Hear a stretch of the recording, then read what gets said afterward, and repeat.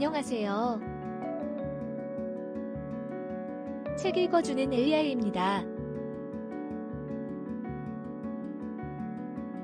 만나서 반가워요. 책은 마음의 양식입니다.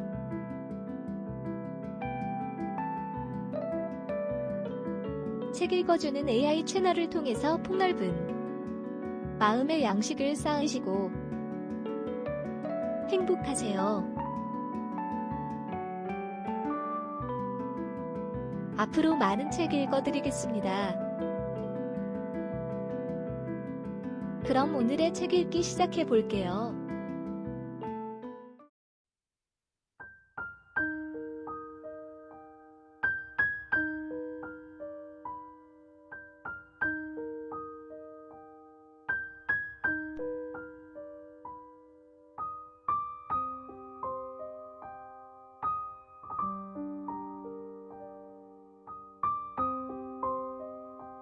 한국문학소설 제목 꽃피는 마음 작가 최병화 그럼 읽어볼게요. 좋아요. 1. 슬픈 이별 1학년부터 5학년까지 윤혜숙이 반을 맡아 가르쳐 주시던 최명희 선생님께서는 혜숙이가 6학년으로 진급을 하게 되자 최 선생님께서도 어떤 사정으로 학교를 그만두시게 된다는 소문이 들리기 시작했습니다. 혜숙이는 이런 소문이 들려올 때마다 여간 걱정되는 것이 아니었습니다. 그리고 이 소문이 헛소문이었으면 하고 혼자 속을 태워왔습니다.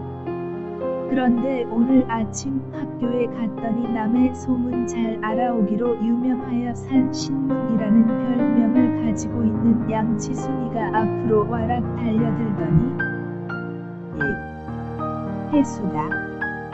너 최 선생님이 왜 학교 그만두시는지 아니 하고 무슨 신기한 거나 아는 것 같이 넌더 너털웃음을 치며 재치 있게 말을 늘어놓는 을 부리고 있었습니다. 내가 어떻게 아니? 혜숙이는 이렇게 말하면서 그 까닭을 퍽 알고 싶었습니다. 내가 모르다니 그게 말이 되니? 치수나 어서 말 좀 하렴. 선생님께서 왜 그만두신다던? 내가 모른다면 내 가르쳐주지? 너 최 선생님께서는 서울로 시집을 가신단다. 뭐? 시집을 가셔?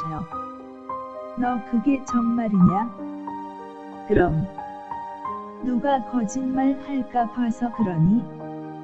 최 선생님께서는 서울 어느 중학교 선생님에게로 시집을 가신다더라.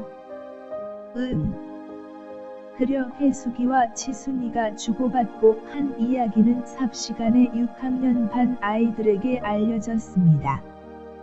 최 선생님께서는 그 맘씨가 비단결같이 고우신 분인데다가 어려 아이들을 친형제나 다르지 않게 열심히 가르쳐 주셨으므로 모두들 최 선생님과 작별하게 된 것을 맘속으로 슬퍼하는 한편에 최 선생님께서 잘 돼 가시는 것을 여간 기뻐하는 것이 아니었습니다. 더욱이 혜숙이는 사람으로 태어나서 처음으로 이별이란 쓰라린 맛을 맛보게 되는 것이었습니다.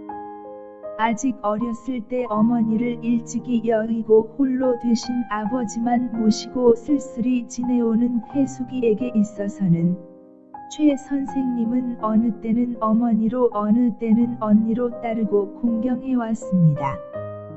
이러한 까닭으로 최 선생님과 이별하게 되는 것은 친어머니와 이별하는 것 이상으로 혜숙이 어린 가슴을 아프게 하여 주었습니다.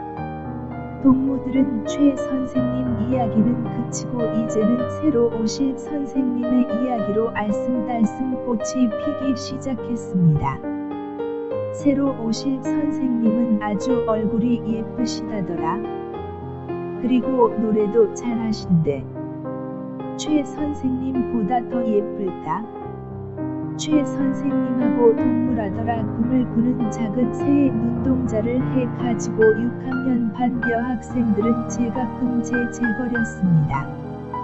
어느덧 교정의 벚꽃은 방긋이 피려고 하고 화단에는 개나리꽃이 노랗게 피어서 교정에는 포근한 봄빛이 가득 차 있었습니다. 이 새로 오신 선생님. 벚꽃 개나리꽃이 활짝 피어 학교가 꽃 속에 가려 있을 때 최 선생님 대신으로 새 선생님이 오셨습니다. 장경자 선생님이라고 하는 분으로 최 선생님과 같이 맘이 고우신 데다가 법 활발하신 분이었습니다.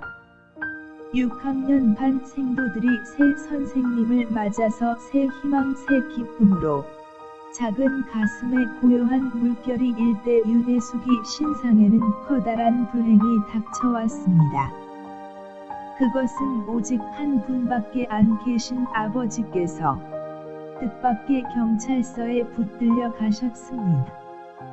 이 불행한 소문은 즉시 학교 안에 쫙대시 퍼졌습니다. 혜숙이 아버지는 금융조합에서 돈을 훔쳤다지? 저 금고를 깨트리고 돈을 많이 집어갔다던데. 난 혜숙이 아버지가 그럴 줄은 몰랐어. 인제 혜숙이하고 노는 것도 어쩐지 무시무시해서 놀 수가 없다. 여러 아이들은 그 말이 옳다는 듯이 고개를 끄덕거렸습니다. 그리고 그 후부터는 누구 한 사람 혜숙이한테 말을 건네는 아이가 없고 어느 괴벽스런 아이는 눈을 흘기고는 고개를 살짝 돌리기까지 하였습니다. 혜숙이는 얼마나 쓸쓸하고 또 원통하겠습니까? 이렇게 불안스러운 하루에도 저물어 갔지만 혜숙이 아버지께서는 돌아오지 않으셨습니다. 혜숙이는 텅 빈 집에 홀로 앉아서 암만 생각해도 아버지가 그런 나쁜 짓을 할 사람이라고는 생각이 안 들었습니다. 혜숙이는 울듯한 것을 억지로 참으면서 이러한 때 친절하신 최 선생님이 계셨더라면 의논이라도 해볼 걸 하고 서울로 떠나가신 최 선생님 생각이 간절하였습니다. 이튿날 아침 혜숙이가 해숙한 얼굴을 해가지고 학교에를 가니깐 장 선생님께서 혜숙이더러 사무실로 가자고 하시므로 혜숙이는 울렁거리는 가슴을 간신히 진정시키면서 사무실로 들어갔습니다. 혜숙아, 걱정되는 일이 있으면 선생님에게 와서 의논을 해야 하는 것이다. 나는 서울 가신 최 선생님하고는 한 학교에 다녔고 또 정답게 지냈으므로 학교에 오기 전부터 내 사정을 잘 알았다. 최 선생님께서는 널 부탁하시더라. 장 선생님께서는 혜숙이 아버지가 붙잡혀 가신 것을 잘 안다는 듯이 혜숙이 머리를 쓰다듬어 주시면서 위로하여 주셨습니다. 혜숙이는 장 선생님의 말씀을 듣고 있는 동안에 5년간 피 섞인 친언니같이 사랑해 주시던 최 선생님의 얼굴이 장 선생님의 얼굴에서 보이는 듯하여 자기도 모르게 장 선생님 가슴에 고개를 파묻고 그만 울어버렸습니다. 삼 돌아오지 않는 아버지? 그날 하루도 혜숙이는 바늘방석에나 앉은 듯이 몹시 마음이 아프고 거북해서 오늘 하루 쉴 걸 하고 뉘우치기까지 하였습니다. 어느덧 시간이 끝나자 혜숙이는 단 혼자서 집으로 돌아가게 되었습니다. 혹시 아버지가 집에 와 계실는지도 모르겠다 이렇게 생각하니깐 발걸음이 저절로 빨라지는 것 같았습니다. 지나가던 남학생들이 혜숙이를 보자 손가락질을 하면서 차마 듣지 못할 욕을 하는 것을 억지로 참고 지나쳐 버렸습니다. 축동을 넘어 집에 오니깐 살인문은 아침에 학교 갈 때 닫은 그대로 닫혀 있었습니다. 해숙이는 마루에가 펄썩 주저앉아 버렸습니다. 난 누굴 믿고 사나? 작은 가슴이 찢어지는 듯이 아팠습니다. 해숙이는 아까 학교에서 위로해 주시던 장 선생님을 생각하면서 만일 아버지가 정말 돈을 훔친 죄인이라면 무슨 낯으로 선생님을 보릴까 하고 이것도 한 걱정이 되었습니다. 바로 그때 살인문 열리는 소리가 들리므로 해숙이가 돌아다 보니깐 병순이 아버지하고 싸전 가게 주인이 들어오면서 체면불고하고 해숙이 아버지 이야기를 하는 것이었습니다. 윤첨지, 해숙이 아버지를 정직한 사람으로만 알았더니 어디 그렇던가? 금융조합에 들어가서 돈을 꺼냈다지? 금융조합 금고 앞에 수건이 떨어졌는데 그것이 윤첨지 거라던데. 참 그걸 보면 사람의 속은 알 수가 없는 거야. 해숙이는 방망이로 머리를 몹시 얻어맞은 사람같이 멍멍이 앉아서 눈물만 흘렸습니다. 물거울에 비친 얼굴.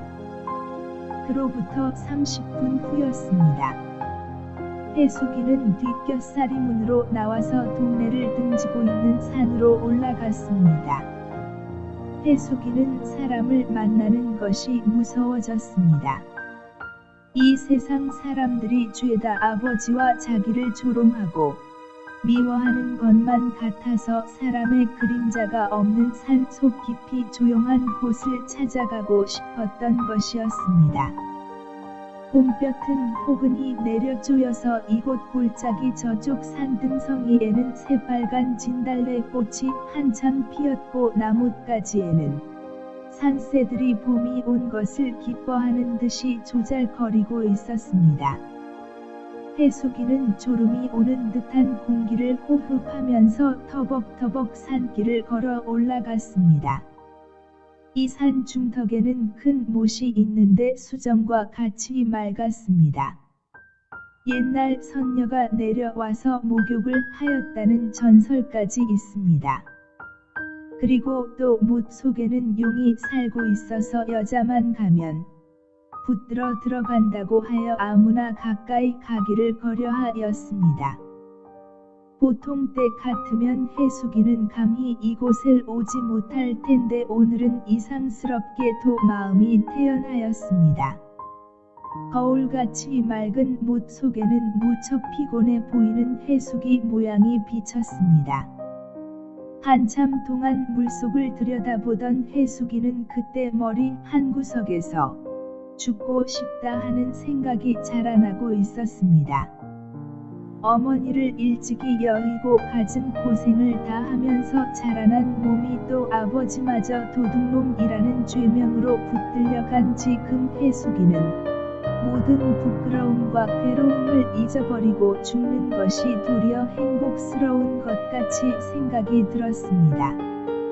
아버지, 용서하세요. 두분 선생님. 전 은혜 모르는 계집애입니다. 이렇게 속삭이고 나서 해숙이는 옆에 있는 돌멩이를 하나 둘 주워서 치마에 쌌습니다. 눈물은 쉴 새 없이 두 뺨으로 시내같이 흘러내렸습니다. 해숙이는 못가에 앉아서 아지랑이 낀 동네를 내려다보았습니다. 그리고 돌멩이 하나를 못 속에 던졌습니다. 잔잔하던 물은 출렁출렁 흔들리더니 물결이 일었습니다. 인젠 모두 이별이다. 산이나 들이나 꽃이나 해숙이는 포동포동한 손대쉬 최 선생님께서 예쁘다고 늘 만져보시면서 탐내시던 손을 내려다보았습니다. 바로 그때 해숙이 손에는 뜨거운 물 한 방울이 떨어졌습니다. 해숙이는 깜짝 놀라서 고개를 돌리니까 그곳에는 언제 오셨는지 장 선생님이 서 계셨습니다. 선생님, 흡사 꿈이나 꾸는 것 같이 쳐다보니깐 장 선생님께서는 수건으로 눈물을 씻으면서 앉으셨습니다. 혜수가 너 이게 무슨 짓이냐? 죽다니 그것은 약한 사람의 할 짓이다. 강한 사람은 어떠한 괴로움이 있더라도 그것을 물리치고 굳게 살아가는 것이다. 선생님, 용서하세요. 선생님 배울 낯이 없습니다. 이렇게 말하는 혜숙이 손을 장 선생님께서는 꼭 쥐시더니 나중에는 혜숙이를 가슴에 꼭 안으셨습니다. 옷꽃 피는 마음. 잠깐 동안 장 선생님과 혜숙이는 못가를 걸어 다녔습니다. 이 혜숙아, 내년에는 서울 가신 최 선생님께서 널 데려다가 공부시켜 주신다더라. 그때까지는 내가 널 책임을 졌단다. 인제 행여 그런 약한 맘을 갖지 말아라. 네, 잘못했습니다. 나는 말야 오늘 내가 불이 하나도 없이 집에 가는 것을 보고 널 위로할 겸 저녁밥이나 같이 먹자고 내 집을 아니 갔겠니? 그랬더니 내가 뒷살인문을 열고 이 산으로 올라간 것이 보이기에 뒤를 따라왔다. 선생님, 용서하세요. 이러한 이야기를 하면서 두 사람은 산을 내려오기 시작했습니다. 무성하게 자란 솔밭 속을 지나오니깐 온 동네가 학교를 한복판에 두고 동서로 갈라져 있는 것이 똑똑히 내려다 보였습니다. 동네에는 지금 여러 가지 꽃들이 한창 피어서 올긋불긋하여 산 그림같이 보였습니다. 선생님, 내려다보는 경치가 좋군요. 꽃 그림같이 보이지? 꽃 피는 동네. 참 그래요. 내게도 꽃 필 날이 머지않았다. 두 사람은 꽃 피는 동네를 내려다보기에 한동안 정신없이 서 있었습니다. 별표 쌓인 별표 쌓인. 혜숙이 아버지께서는 그날 저녁 때 경찰서에서 돌아오셨습니다. 물론 무죄가 판명되어서 나오시게 된 것입니다. 증거가 되었던 수건은 길에 떨어뜨렸던 아버지 수건을 도둑놈이 주워다가 금고 앞에 일부러 떨어뜨려 놓고 죄를 혜숙이 아버지에게 덮어 씌우려던 것을 알게 된 까닭이었습니다. 혜숙이는 아버지를 모시고 장 선생님 댁으로 인사를 하러 갔습니다. 아이 참 다행이다. 내게도 꽃이 피기 시작하누나 장 선생님께서는 웃으시면서 말씀하셨습니다. 혜숙이는 이제 새삼스럽게 최 선생님 못지않게 다정히 굴어주시는 장 선생님에게 대하여 감사한 눈물을 흘렸습니다. 아버지께서는 어떻게 된 영문을 모르시니깐 그저 혜숙이를 잘 가르쳐 주십시오. 할 뿐이었습니다.